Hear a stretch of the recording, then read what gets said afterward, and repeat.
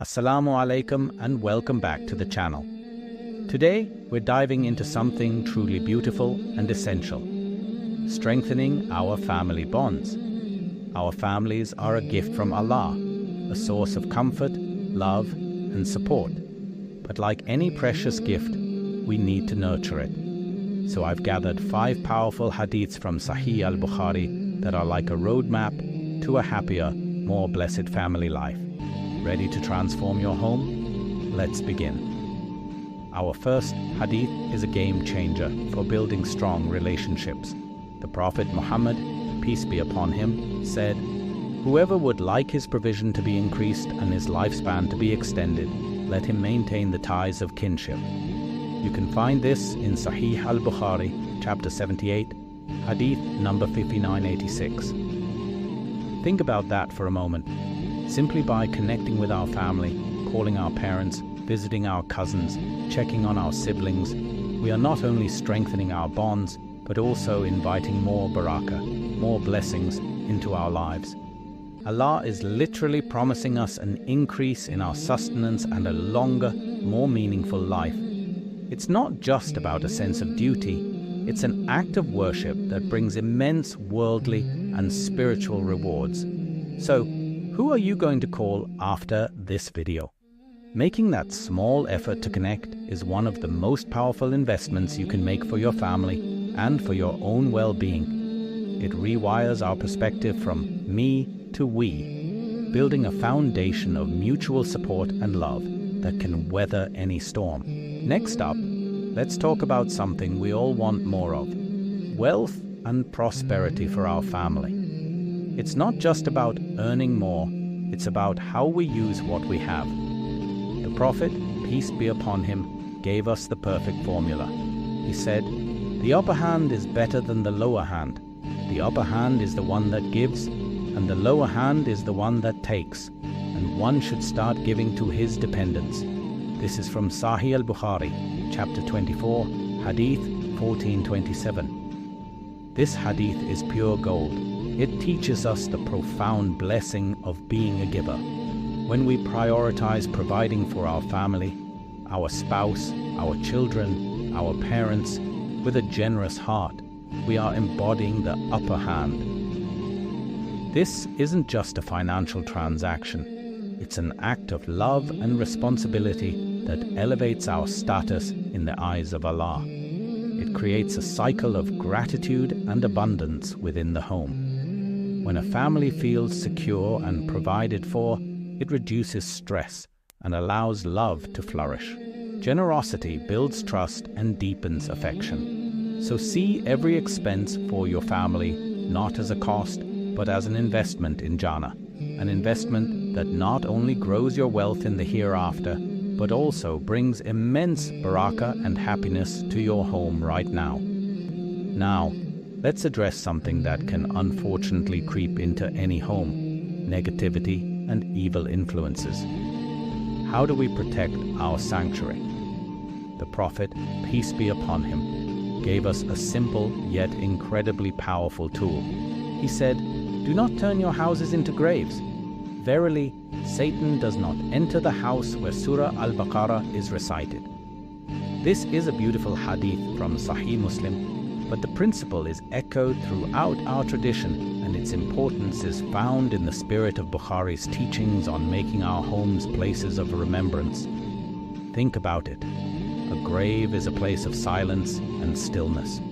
Our homes should be the opposite, vibrant with the remembrance of Allah. Reciting or even playing a recording of Surah Al-Baqarah, the longest chapter in the Quran, literally creates a spiritual force field around your home. It purifies the atmosphere, calms the hearts of those within, and repels the whispers of shaitan that lead to arguments, misunderstandings, and discord. Make it a family habit.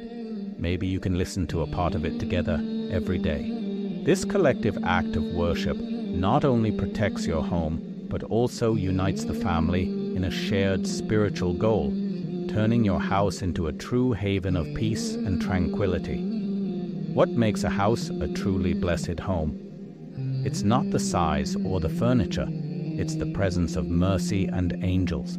And our fourth hadith gives us a key to unlocking that blessing. The Prophet Muhammad, peace be upon him, said, "Angels do not enter a house in which there is a dog or a picture." This is from Shahi al Bukhari, chapter 77, hadith 5949. Now let's understand this with wisdom. The hadith refers to images that depict animate beings, which were often objects of veneration at the time. The core lesson here is about purifying our homes from anything that could compromise our pure monotheism or distract us from the worship of Allah alone. It's about being mindful of our environment. When we create a space that is clean, pure, and dedicated to the remembrance of Allah, we are actively inviting the angels of mercy to descend upon our home. Imagine your home being filled with these blessed beings, bringing with them sakina, tranquility, rahmah, mercy, and barakah, blessings. A home visited by angels is a home where children feel safe, spouses feel content, and the entire family thrives in an atmosphere of divine grace. It encourages us to be conscious of what we bring into our personal space, ensuring it aligns with our faith and contributes to a positive, spiritually uplifting environment for everyone. Finally, and perhaps most importantly for many parents, how do we guide our children and protect them from going down the wrong path? We all worry about the influences our kids face. The Prophet, peace be upon him, provided the ultimate parenting advice in this beautiful hadith. He said, "Every one of you is a shepherd and is responsible for his flock. The leader of a people is a guardian and is responsible for his subjects. A man is the guardian of his family and he is responsible for them. A woman is the guardian of her husband's home and his children, and she is responsible for them."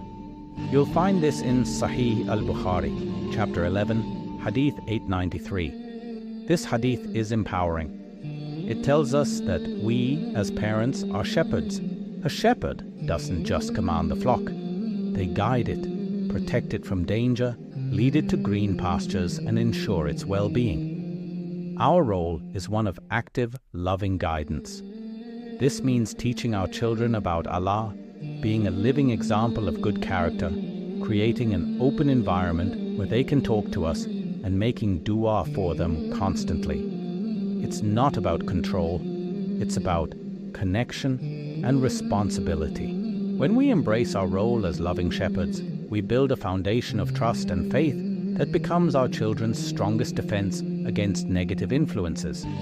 We are guiding them, not with force, but with love, towards a path of righteousness that will, insha'Allah, lead them to success in this life and the next.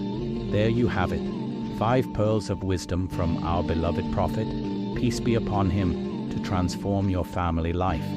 Let's recap.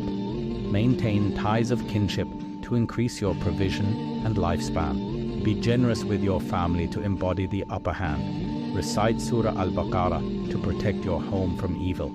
Purify your home's environment to invite the angels of mercy.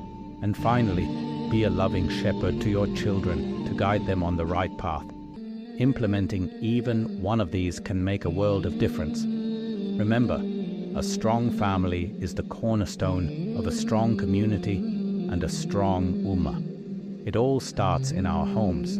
Thank you so much for joining me today. I pray that Allah fills all of our homes with love, mercy, and blessings.